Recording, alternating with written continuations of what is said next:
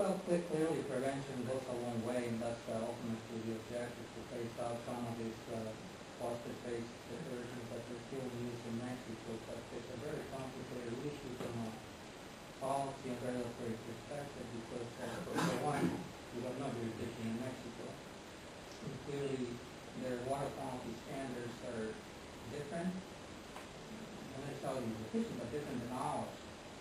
So it takes a lot of complex negotiations and agreements at the federal level, and then at the implementation level, it typically takes significantly more time to than to pan out.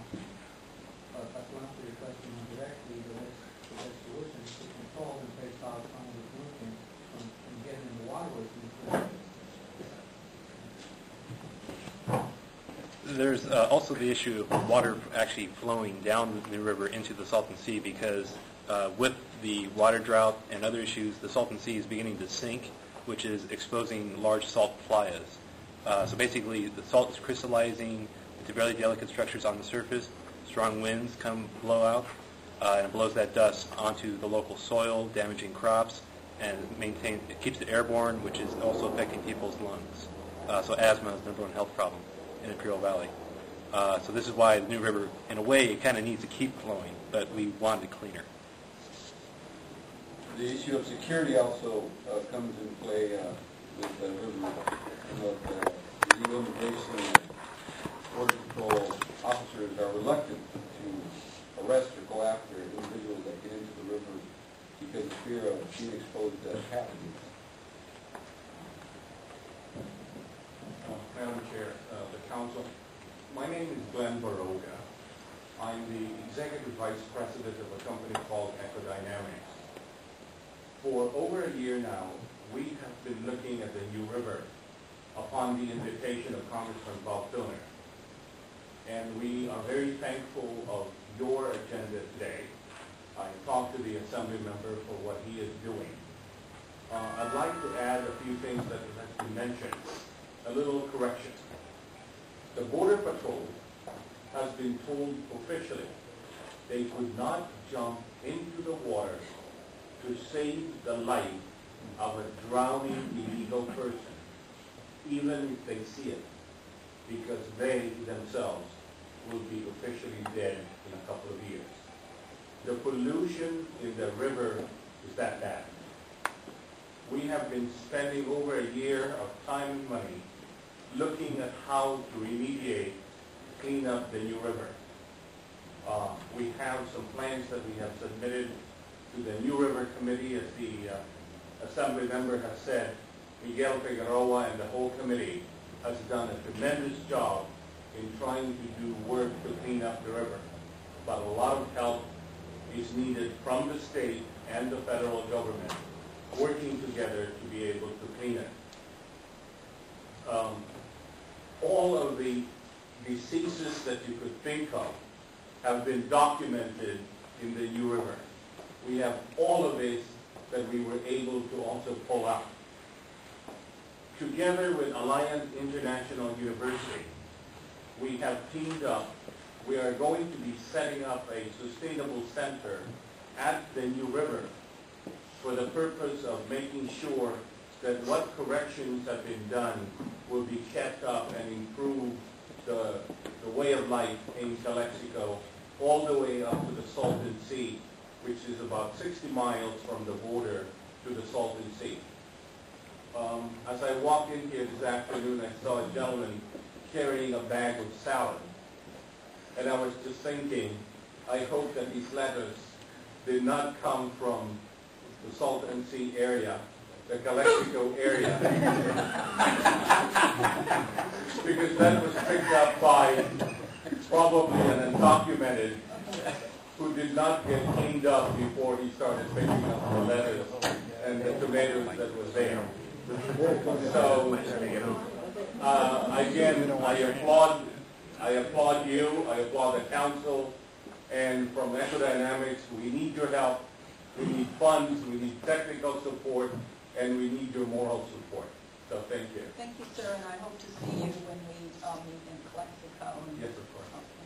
Yes, sir. Just quickly, Doug Lighting from EPA, and appreciate Ricardo's mention that EPA, working with the Regional Water Quality Control Board, has been very involved in the New River issue. We've invested about $20 million in cleanup of the I'm New sorry, River. will you say With the- your name and? Doug Leiden with the EPA, Okay. US EPA. And $13 million of that went to the construction of that wastewater treatment plant that removed 15 million gallons a day of raw sewage that used to flow in the New River. So when people talk about it being the most polluted river in the world, I think it's important to note that that was at a time where there was literally a good chunk of that river was consisted of raw sewage. I would say about 99% of that raw sewage is no longer flows within the New River. So obviously there are still problems. It still is contaminated, but I think it's important to note that progress has indeed been made in cleaning that up, and we continue to make efforts in Mexicali along with the utility in Mexicali to ensure that they have adequate wastewater treatment capacity to ensure that it will not return to where it used to be. Thank you. When did that open? Happened about September of, about nearly 2 years ago. About a year and a half ago. Thank The you, plant Dr. went Horton. online. Just to make the connection for everybody, it's the raw sewage that is the nutrients that we were talking about. That causes the bacterial growth, that causes the reduction in oxygen that impacts the fluid and aquatic life. So that's the cycle. And I would like to just make a statement in defense of the food supply that comes out of this side of the All I want to know is, can I finish this out? Either way, I was going to tell Dale, either way, it's the same. And I just wanted to mention that, not that the Department of Labor is not here, but Cal OSHA really has put some of the toughest, most comprehensive, I think, worker safety and worker hygiene laws into play here in this state of California, in the world. And so, believe me, there's a lot of folks that harvest employee is not washing his hands after he leaves the bathroom. There's pretty tough laws if they catch that activity, and they're supposed to have training. It's just part of what goes on in the state over and over. It's not to say that everybody's running their operations perfectly. It's not to say that it can't improve, but it really is quite a bit different than before. And I think that's what happens all the time is people think that it's still the 60s, the 70s, the 50s, the 80s. A lot's happening in the past 30 years in all these different category areas. And I also wanted to say there's a study that our department did recognizing that you send a lot of water out of the valley up over the hill here to San Diego. That's one model that has taken place, and it's contracted water at this point. And I know there's quite a few folks that are looking at creating an energy community down there in terms of growing energy crops, letting the water stay in the San Joaquin Valley, stay in the Imperial Valley and the rest of those areas, and sending electrons potentially over the hill here to San Diego, whether potentially they could desal or do something else. There's some other interesting ways to go about looking at the long-term future.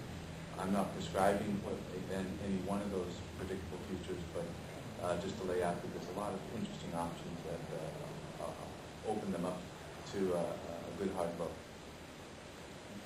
And Madam Chair, just for the record, just at a 1-hour conference meeting with friends in Imperial County, the Farm Bureau, and I can tell you that not only they take their environmental responsibility seriously, one who has staff up in there, and I spend over 20% of my time there. I've never questioned the quality of the letters. In fact, I used to take letters, and I used to wash my hands. Thank you. Thank you so much. Jennifer? Is anyone aware of any funding that might be a potential option through the American Recovery and Reinvestment Act? I do know that there's grants and money available for waterways relating to the U.S. and even Mexico. Not in the TARP.